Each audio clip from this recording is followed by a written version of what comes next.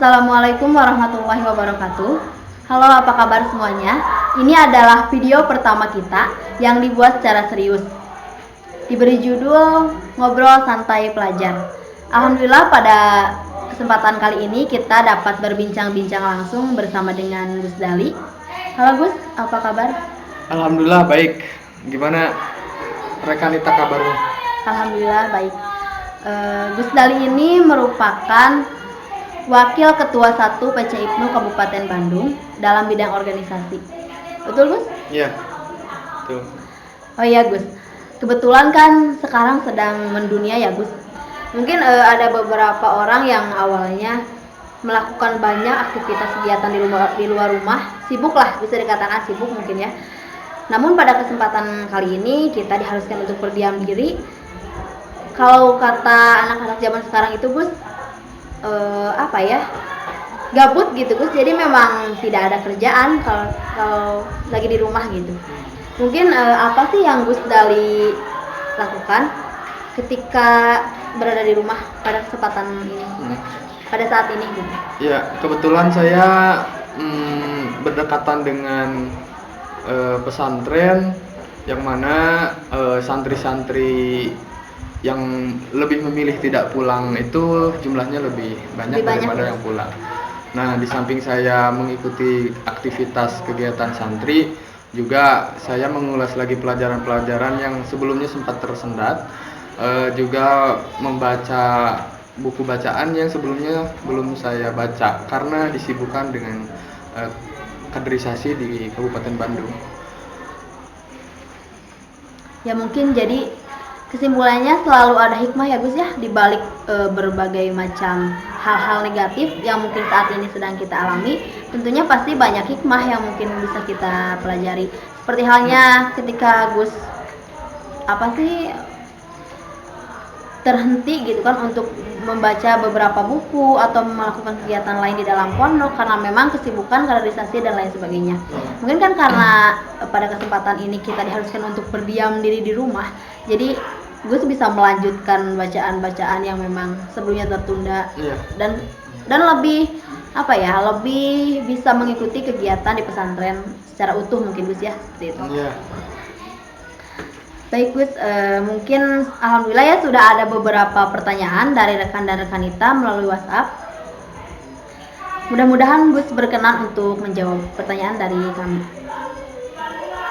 Baik, kita beranjak pada pertanyaan pertama yang diberikan oleh rekanita Putri. Perbedaan dalam kehidupan selalu dan akan kita hadapi. Bagaimana caranya kita bisa menghadapi perbedaan-perbedaan tersebut? Sedangkan dalam kenyataannya perbedaan selalu menjadi persoalan.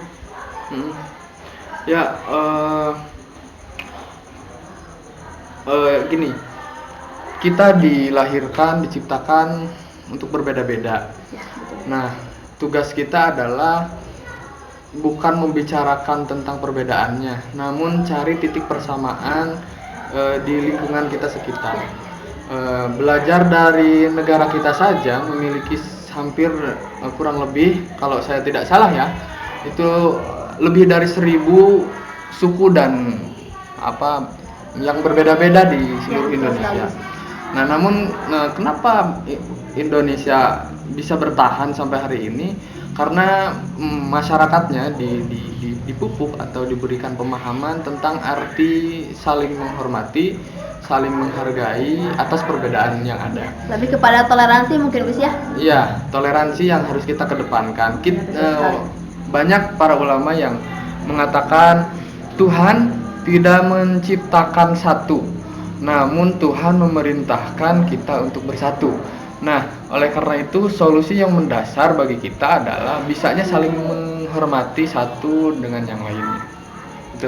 Seperti dalam hal berpasang-pasangan ya Gus ya.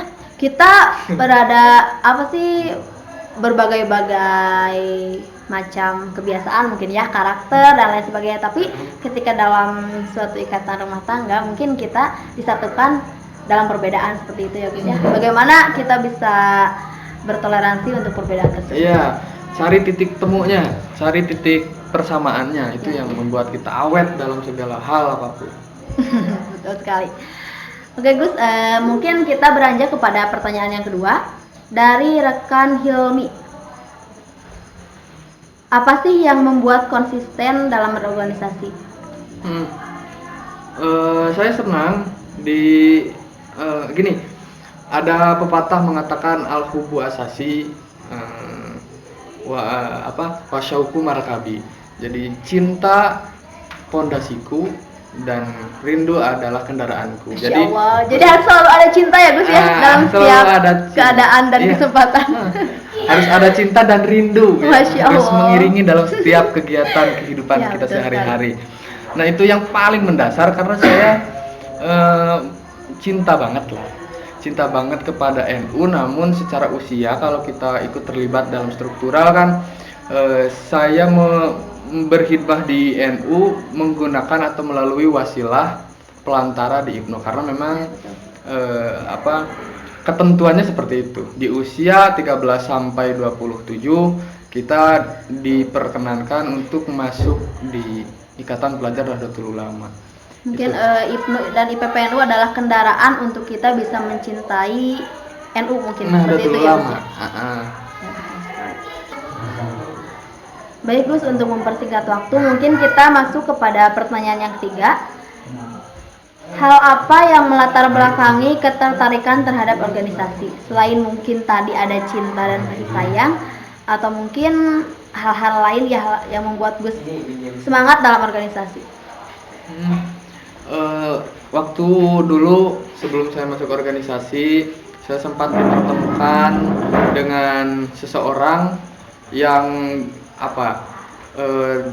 bentuk perhatiannya itu lebih luas, kesadaran akan mencari potensi yang ada dirinya itu lebih dalam.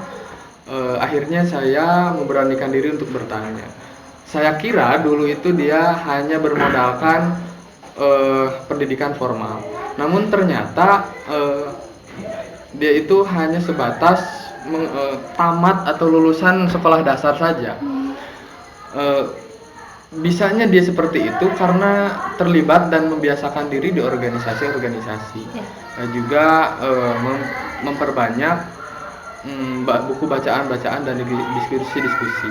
Yang kedua, hal yang melatar belakangi saya aktif di organisasi karena saya ingin melibatkan diri di ruang-ruang yang lebih besar, apalagi sekelas IPNU ini yang lahir pun sejak dahulu kala lah sebelum kita dilahirkan. Jadi semakin kita banyak pertemanan, maka semakin luas juga kita untuk melangkah. Itu diantaranya mungkin.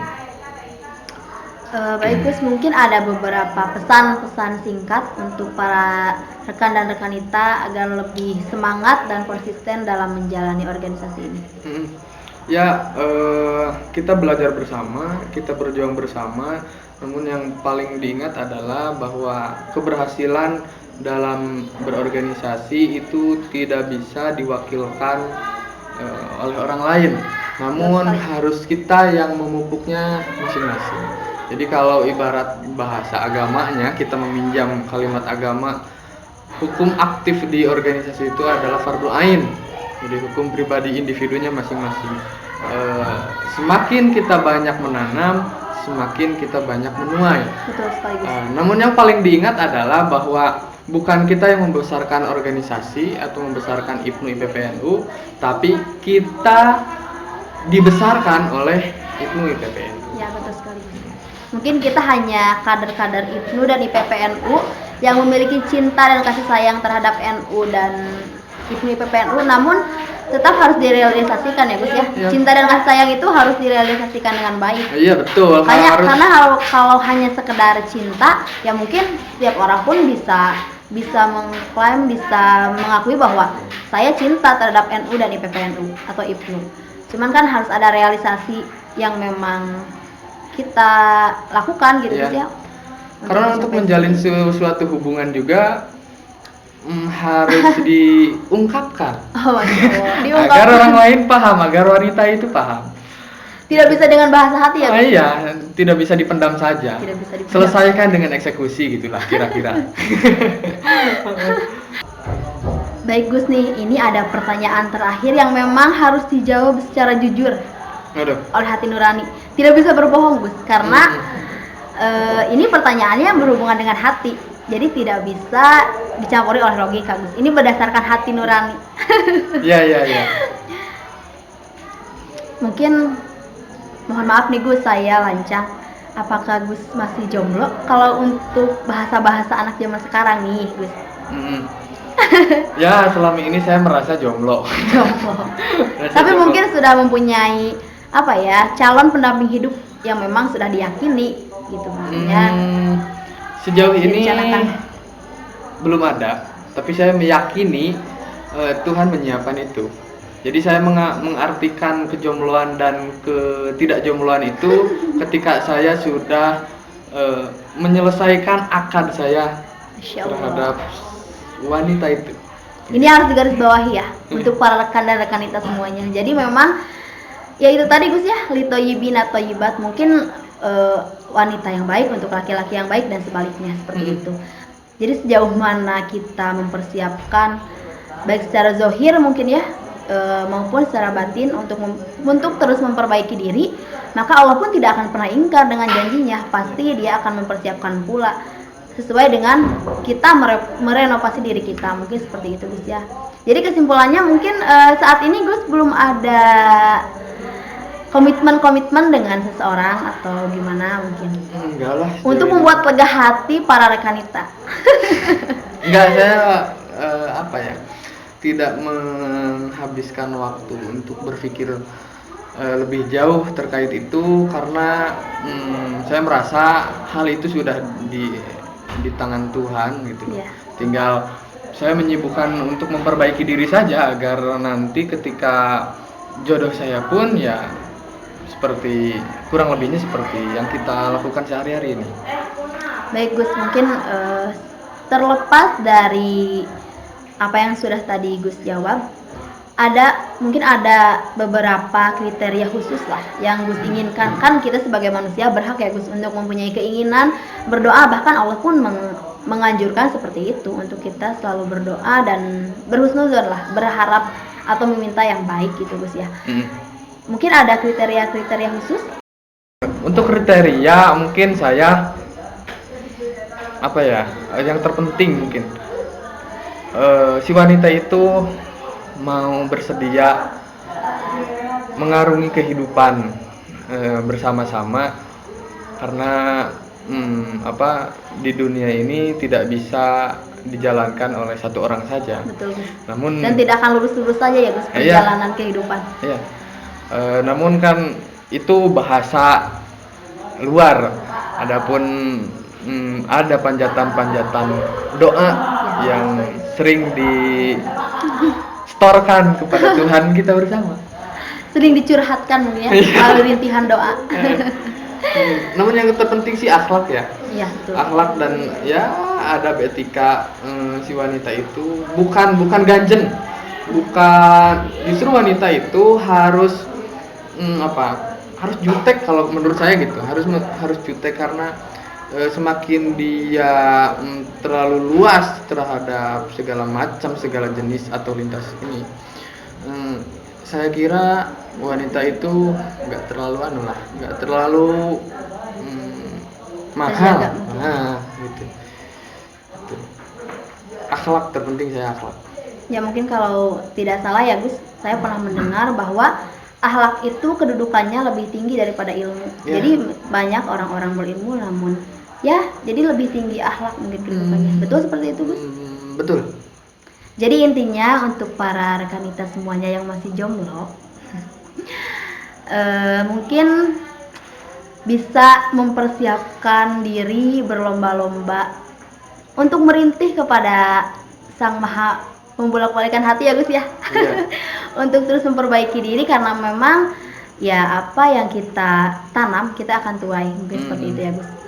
Dan juga yang bisa saya simpulkan tadi, salah satu kriteria calon pendamping hidup Gus itu yang mungkin dia bisa bersama-sama dalam satu kendaraan untuk mengarungi bahtera kehidupan sampai surga, mungkin gitu ya Gus ya, lebih kepada itu. Tapi cantik juga penerus sih. Iya sih aku tuh. Kalau nggak cantik kan mau dibawa kemana-mana. Tapi cantiknya cantik batin. Relatif sih Gus ya kalau masalah. Atau kalau mau didohirkan cantiknya menurut saya, perspektif saya. Jadi orang lain tidak boleh mengintervensi tentang kecantikan yang saya pilih. Jadi yang cantik zahir dan batinnya begitu. Oh iyalah. Dan semua orang mendambakan seperti itu. Betul. Betul sekali. Mungkin cukup Gus, cukup jawabannya. Cukup lah, jangan terlalu melebar, nanti saya semakin bersemangat kalau ngobrol. Semangat ya kalau tentang percintaan mungkinnya seperti itu. Oke, baik Gus, mungkin karena waktu yang cukup terbatas, saya cukupkan pertanyaan ini sampai di sini. Mohon maaf apabila banyak kata-kata saya yang kurang berkenan. Mudah-mudahan rekan dan rekanita semua dapat mengambil poin-poin penting yang sudah tadi beliau sampaikan. Mudah-mudahan juga banyak hal-hal yang bermanfaat untuk kita semua. Terlebih konten ini dibuat untuk mengisi waktu luang kita ya Gus ya, agar lebih bermanfaat lah untuk melihat video-video yang memang mudah-mudahan gitu. Dari keterbatasan saya, dari keterbatasan kita, ada hal-hal yang bisa diambil manfaatnya oleh semuanya. Ya. Mungkin sekian ya Gus. Terima kasih, sampai jumpa di video selanjutnya. Salam pelajar. Belajar, berjuang, bertakwa. Wassalamualaikum warahmatullahi wabarakatuh. Insya Allah. Ya kak, dari tugas ngedit tidak dari lu. Alhamdulillah.